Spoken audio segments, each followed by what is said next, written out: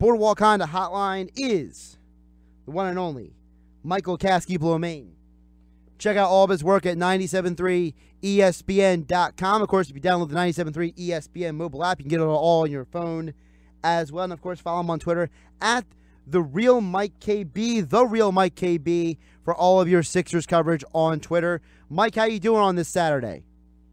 I'm doing pretty well, Josh. Thanks for having me on. I appreciate it. So before we start digging into the nuts and bolts of the season, kind of just give me your initial thoughts, the season as a whole, what the Sixers did in the playoffs. Just kind of give us a nice little, synopsis of, you've had a couple of days now to process everything. Yeah, absolutely, Josh. I feel really good about the season that the Sixers just had. There was some initial disappointment after, losing to a shorthanded Celtics team. But, coming into the season, the team exceeded any expectations that I had. We had obviously talked before the season. I said I thought they'd be fighting for around a 500 record, around, sniffing around the 7-8 spot, fighting to get into the playoffs. If you had told me back in October that the team would have home court advantage, play 10 playoff games, win a round, that I would have taken that hands down. Obviously, the expectations rose throughout the season because the team played so good and seemed to be, gelling pretty quickly there after that, after Christmas and throughout the rest of this year. But it's really hard to escape youth and inexperience in the NBA playoffs. It's just, a fact of the league and how it is. And I think that kind of came back to beat the Sixers in that series, both from the players. It was the first time for Brett Brown in the playoffs as a head coach. So I think it was really, a great learning experience. They exceeded my expectations. Embiid played more, as much as I could have hoped for. He's healthy now. I mean, obviously his face is still recovering, but there was no repeat issues of the injury issues that he had already had. He was able to play back-to-backs for the first time. He was able to average over 30 minutes a game. And Simmons really established himself as a future star in the league and a guy that you can really build around moving forward. So, all those things considered, plus the development of some of the other guys like Dario, PJ, some of the other complementary pieces, I think it was, overall a very successful season. And, I think there's obviously a lot to be excited about moving forward. I contend, Mike, that it's unfair that people were, so upset with the Sixers for not making it out of the second round. Look, I understand you're frustrated about what Brett Brown did in certain points in the season. I understand that, Embiid and Simmons obviously didn't always play their best in the Celtics series, but in many ways, I really like what Brett Brown said. And I think some people have criticized him for it, but I'm not, which is when he said, listen, if you would have told us that we were going to win 52 games, get the 3 seed, and make a second round of playoffs, we'd be hugging each other in the locker room before the year began. To me, I think that in the midst of the 16-game winning streak, in the midst of the success that they had late in the season, I think some people lost sight of, because we're so in the moment of the big picture, which was this was year one of this team being a contender. Yeah, Josh, you basically took the words out of my mouth. I've been trying to preach that to, anyone that's been, overly disappointed. It's fair to feel disappointed, obviously, losing to the Celtics and seeing how talented our team was. But like you said, and I just said, they exceeded any expectation. And if we had known, what the season was going to be at the beginning of the year, coming from, a 10-72 team in 15-16, and then a 28-win team last year, to jump up to a 50-plus win team. And as you said, literally the first year that this team really tried. I mean, had Simmons not been hurt last year, we probably would have seen pieces, flashes of this team. But, this is the first year that they've really tried to compete and to be, to establish themselves as a top-tier team. You look at the East moving forward, sure, the Celtics have obviously established themselves as the top team and wherever LeBron goes. But other than that, I mean, you look up and down the conference, I think the Sixers have really cemented themselves as, one of the teams to beat in the East already.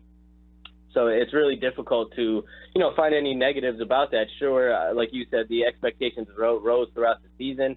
But in reality, those expectations were what they were at the beginning of the season. And the team really outperformed them in every way, I think. Before we get to the guys on the court, let's just talk real quick about Markelle Fultz. I know a lot of people have had a lot of different things to say about him, whether he should or shouldn't played. I just don't think it would have been fair to throw him to the Wolves in that Celtics series with the little experience, a little playing time he did get. We forget because of the injury, he basically hadn't played a lot of competitive basketball in over a year, from the end of his season in college to now the NBA. And he even said it. He wasn't 100%, at that point coming back into the game flow. So I understand people are criticizing Brown and Fultz and everything, but, Mike, I remember back in the late 90s, who was twiddling his thumbs on the bench? It was Tracy McGrady. He just sat and sat and sat on the end of that Toronto bench for the longest time. Then all of a sudden in the playoffs, he exploded, gets that contract, goes to the Magic, and now is going to Basketball Hall of Fame. I just feel like it's so unfair for us to be judging this kid. And he is a kid. He's not even 21 yet. He's so young. He's so without the time on the court. I just want to see us give him a couple years before we label him what he's going to be. Yeah, absolutely, Josh. I mean, not is he not only 21 yet, he's not even 20 yet. He's still 19 until the end of this month. So that's, as you said, very important to keep in mind. But I completely agree. I was almost a little bit surprised when Brett gave him a little bit of playing time in the Miami series. Because, as you said, I mean, this is a kid that, due to whatever circumstances occurred, played very limited minutes in his rookie year, at the very tail end of the season.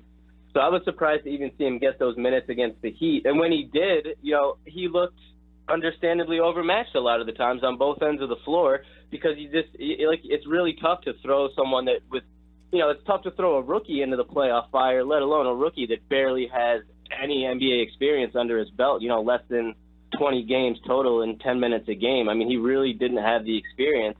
And I think Brett gave him a little, taste of the playoffs against the Heat series, saw that it was unfair to him, really. He was, struggling on both ends of the floor. And then against a team like Boston, it would have just been, completely unfair, I think, if he had gone in there and played poorly, especially when you're playing against the guy that, the Sixers basically passed on in Jason Tatum, who's had the whole year, and he's playing like a future superstar. Obviously, if Markelle goes out there and plays, there's going to be comparisons between those two players. And, that, like you said, I think that just would not necessarily be fair to him.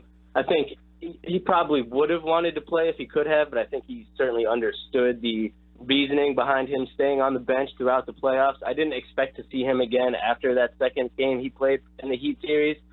So, I have by no means given up on him. It was definitely a little bit tough to swallow watching Jason Tatum just, absolutely dominate the Sixers at points throughout that series, and having Fultz not be able to, provide any of his own production. But I'm firmly in the camp that it's way too early to make any, sweeping claims about Markelle's future, or to say that, the Celtics won that trade. I think this offseason will obviously be huge for Markelle. He needs to use it to get back to his old self, both 100% physically and mentally, and come back next season as a real contributor and bring something to that Sixers team and carve out, a role for himself, whether that's next to Simmons, coming off the bench as like the sixth man, whatever it is. He really needs to take steps toward it this offseason for sure. I know that, when you look back at the draft last year, and everyone had an opinion, but I still contend that I think that, when the Sixers talk about they need another guy, they need another perimeter player, there's still a potential that Markelle Fultz can develop into that guy. When we talk about going in free agency, whether it's this year or next year to get a big name, do you think it would be better for the Sixers to lock in a guy for a max deal of 4 to 5 years? Or maybe is it better for them to lock in a guy for 2 to 3 years and say, look, let's get a guy in here for the short term, help move us to that next level, and then in 3 years, let's reevaluate? Yeah, I'm a big fan of the short-term contracts in today's NBA, Josh. It's so dynamic. The things change. It seems virtually every offseason there's major shakeups in the NBA. And the Sixers have so much homegrown talent at this point. Obviously they got Embiid locked up. They got the Covington extension done. But, Ben is going to be due for a contract down the line. You're going to have to get Dario a new contract. Obviously, if Markelle pans out and they want to keep him around. So there's a lot of factors, guys on their own team that they have to worry about financially, and bogging the books down with a contract that, extends past, maybe a third season into a fourth, or potentially even longer than that, I think could definitely be dangerous. Really at any player at this point, you never know 4 years, 3 years down the road what they're going to be. But what a lot of the guys, obviously have been doing, I think LeBron was kind of the front runner in doing this, being the 1 year deals with a player option for the second year, or a 2 year deal with a player option for the third year. Those I think give both the team and the player a good amount of flexibility. They're locked in for the short term, but neither side is really locked into like a half-decade deal like I think teams you used to see earlier in the 2000s or something like that. So, I think obviously there's some targets that the Sixers have their eyes on in free agency. I think everyone, can pretty much, assume who those are. We're talking, the LeBrons, Paul Georges, maybe a potential trade for a Kawhi Leonard if that's on the table. Something like that. I think if you could get one of those guys in a deal where it's, obviously it's going to be heavy front end for the Sixers, but you could get a short-term deal with one of those guys, see how it works as they grow with the young guys, and then try to, continually build the team from there. I think that's probably the way to go. Michael Kaskey-Blomain joining us right now on the Boardwalk Honda Hotline here on 97.3 ESPN. You can follow him on Twitter at @TheRealMikeKB. Mike, you mentioned a possible trade for Kawhi. We've been talking about Fultz a little bit here.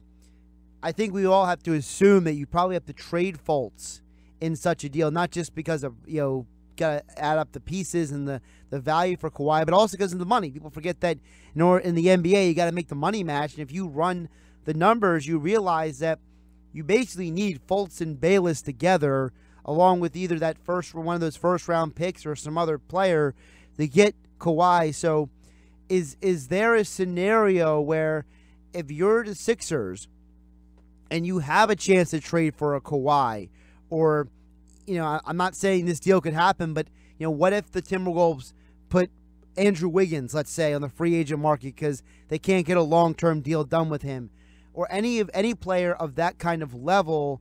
Are you okay with basically giving up on Markelle Fultz so early in the process to get a star now?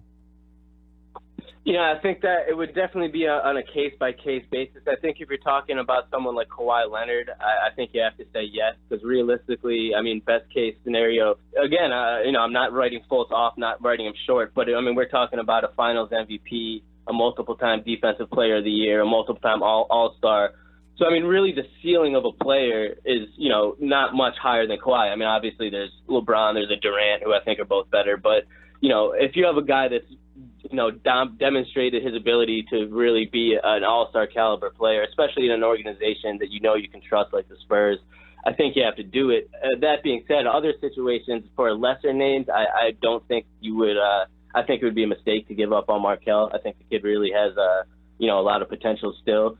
So I think it would really be a case-by-case basis. Obviously, that's why a free agent acquisition as opposed to a trade this year would I think be a little bit more ideal, as in, you wouldn't have to give up on any of the young assets. If if they got involved in a trade for Kawhi, they're probably, Fultz would probably be asked, maybe Dario, another draft pick. You'd have to go pretty deep into the bank, whereas if you can somehow get LeBron, Paul George, one of these guys in free agency on a short-term deal, as we just discussed, you really don't have to lose anyone, and you can preserve your flexibility moving forward. You give it, roll the dice for a year or two, see how Markelle pans out, see how Dario continues to develop, and then when it's time to make, you have to make decisions on these guys, then you have a little bit more information to work with. Maybe the team has already got to the finals or got to the Eastern Conference Finals. Maybe they haven't, and from there you can make decisions. But I think it would be a mistake to give up on Markelle at this point, unless it's for a guy that's proven to be a all-star, borderline, like superstar caliber player in the league. Let's do a couple quick hits on some of the guys this offseason heading into next year. Let's first start with Ben Simmons. I think the biggest change you're going to see from this year to next year, I think Ben's going to become a much better free throw shooter this offseason. We've seen plenty of guys make dramatic improvements as free throw shooters. I think we're going to see a more decisive Ben Simmons when it comes to scoring, and I think he's become a better free throw shooter. What do you think we're going to see from Ben this offseason heading in the next? Yeah, I agree with you, Josh. Obviously the free throw, and of course, the number one thing people are asking about is the shot. He was pretty nonchalant about his plan for his shot at the exit interviews in Camden the other day. He was obviously asked a couple questions about his plans for the shot over the summer. He said he doesn't plan to completely alter it. He said maybe some little tweaks. But he seemed, he did not seem worried really about his shot. I think that Ben has that, very calm demeanor and persona. But at the same time, with the IQ that he has, I'm sure he's very aware that the development of that shot will be, crucial to his development as a superstar in this league, especially after, watching that Celtics series where they were, certainly they didn't stop him. He had he had moments, but they were able to limit what he was able to do by packing the paint and kind of protecting the rim and, chesting up on him. Whereas if he had the ability to kind of shake free and hit a mid-range shot, that would have opened things up for not only him, but the entire offense. And obviously, I think his free throw confidence was building throughout the season. So getting him a full offseason to work on that, I think we could see him being up, over 70% for the season next year from the free throw line. And hopefully, I think, we all want to see, he doesn't have not even a three-point shot. I don't care if he's, out there shooting threes, but I think we all want to see him extend that range to, at least 15, 17 feet where he's, at least comfortable. If the defense is sagging off him, he can just pull up and shoot that shot with comfort. He said he plans on continuing to work on his body and get a little bit stronger to take that contact. So I think I expect Ben to be pretty motivated going into this offseason and coming into the next season. And I would imagine that not only the free throw, but just his shot in general is probably at the top of his list. Joel Embiid, this could be the first offseason since he's been with the Sixers that he's healthy. He's not coming off a knee surgery or a foot surgery or any injury. So what can we expect to see this offseason Joel Embiid get better at heading into next year? Like I said, he's healthy. It's almost like a unicorn moment. Yeah, that's a great point, Josh. This is huge, and he was certainly pretty happy about it. This is like you said. I mean, obviously he's still recovering from the face issue, but that won't affect his ability to condition at all. Right. It's not a knee, it's not a foot, so he can really hit the ground running this offseason, like you said, for the first time since he's been drafted. One of the issues with him over the past couple of years, and not necessarily a matter of his fault, just, because of the injuries, has been conditioning, and it's been his inability to kind of get into a consistent game flow with, the not being able to play back-to-back, the minute restrictions, missing games, not being able to practice as much, what have you. He can really go 3 months now, all the offseason, and, put in the work in that conditioning level he can come back in October with, 3 full months of conditioning and practice work under his belt. And I think, he said he predicts an MVP level season for himself next year. I think there's no reason for anyone else not to expect that too. If you're looking at what he was able to do this year, battling, some of the restrictions and the rust early on in the first half of the year, you added an entire offseason of working on his body and working with the team and the guys and Brett and everything. I think, sky's really the limit for Joel next year. And I think, obviously, he was great this year, but I think getting his wind and his conditioning up, which is something Brett has preached about since Joel's been here, I think, seeing that tangibly after this offseason will make a pretty big difference in his game next year. We saw Dario Saric make major steps forward. He increased from 31% to 39% shooting from three-point range from his rookie year to his second year. He was one of the top 10 three-point shooters in three-point shooting from Christmas Day to the end of the season. So what do you expect to see Dario improve on and get better at for next year?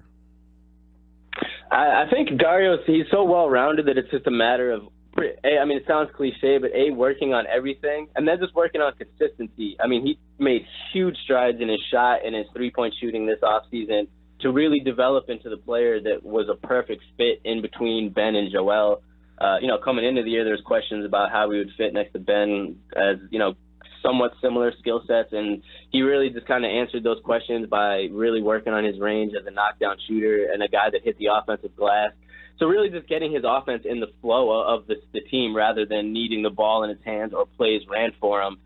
So many of his points were as a spot-up shooter and an offensive rebounder. I think he'll continue, obviously, to improve that shot. He'll work on, he said he plans to get stronger upper body a little bit to contend with the banging that comes with him, playing down low and next to Joel. I think ball handling a little bit. I think if he could, just tighten up his handle a little bit to be able to, because once he gets some bigs out on the perimeter, he's definitely crafty and quicker than some of those guys. I think if he can tighten up the handle a little bit and so that he could beat them off the dribble and get into the paint would be a real big step for his game. But with Dario, there's not one glaring thing that I think you're like, oh, this is what he needs to work on. I think it's just a matter of, improving on the things that he improved on going into last season that make him such a good fit for this team, working on his body and then just working, to get that consistency up. Michael Kaskey-Blomain joining us here on the Boardwalk on the Hotline here on 97.3 ESPN here on Sports Bash Saturday with yours truly, Josh Hennig. Mike, one more before I let you go, and I appreciate the time as always. So Lloyd Pierce now goes to the Hawks. He spent the last couple of years as the Sixers assistant. And to me, one of the things that makes a good head coach what he isn't just the head coach. You look at Popovich, his entire coaching staff interviewed this offseason for coaching jobs. You look at teams like the Warriors, they're becoming this breeding ground for head coaches. Luke Walton gets a job. Mike Brown will get a job in a couple of years probably. So who do you think could be the next Sixers assistant? Ryan, for example, Ryan Rothstein here in studio recommended maybe Frank Vogel could be that assistant. So who do you think could be the next Sixers assistant to fill Pierce's void, and how important do you think that is, not just for the Sixers and their development as players, but also in the development of Brett Brown as a head coach? Yeah, that's a great point, Josh, and that's honestly the first thing I thought of when the Hawks announced Lloyd as their head coach yesterday, which is great for him. It's definitely a tremendous loss for the Sixers, and especially kind of an under the radar thing. LeBron is a big fan of Lloyd Pierce. He's spoken out about him in the past about his ability and his ability to talk to players and just coach talent. So, that's just something to kind of pay attention to a little bit going into the offseason. Not that would, swing LeBron's decision one way or another, but that was one voice in the Sixers. So you're saying LeBron's going to the Hawks, right? Exactly. No, but, it's a tough loss for the Sixers, but I think it's a credit to Brett Brown, kind of, Josh, like you were alluding to. You see a lot of the best established coaches really start to get, once your assistants start to get plucked out from underneath you, that it's usually a sign that you're doing something right. With that said, I think, Jim O'Brien is a guy that's obviously been, a head coach in this league before. He's back on the sideline under Brett. I could potentially see him down the line maybe getting a look, not this offseason, obviously, but if the Sixers if the Sixers continue to have some success in the years moving forward and other teams are starting to look down the bench, I could see Jim as a guy that could potentially get tapped. Frank Vogel was a name that you mentioned. But, overall, I think that just the team style of play and the coaches learning from Brett, just as he learned, he took kind of the Popovich style and adapted it to its own. I think that style and the success that it breeds will lead to a lot of opportunities for Brett's guys in the coming years, especially if if Brett gets the extension that they've begun to discuss, and he can continue to kind of, put his stamp on the team and their style. I think we'll start to see a lot of interest in some of his guys underneath him. You can follow him on Twitter at @TheRealMikeKB, @TheRealMikeKB on Twitter. He's our 97.3 ESPN.com Sixers insider joining us today on the Boardwalk Honda Hotline. Mike, appreciate the extended time today, and we'll be tapping into you either also on my show, also on the other shows throughout the week, just to get your insights as the Sixers. We transition from playoffs to offseason and maybe some draft talk. They might be getting a top 10 pick again this year. Yeah, absolutely, Josh. It will definitely be a pretty exciting and eventful offseason. I appreciate you guys having me on.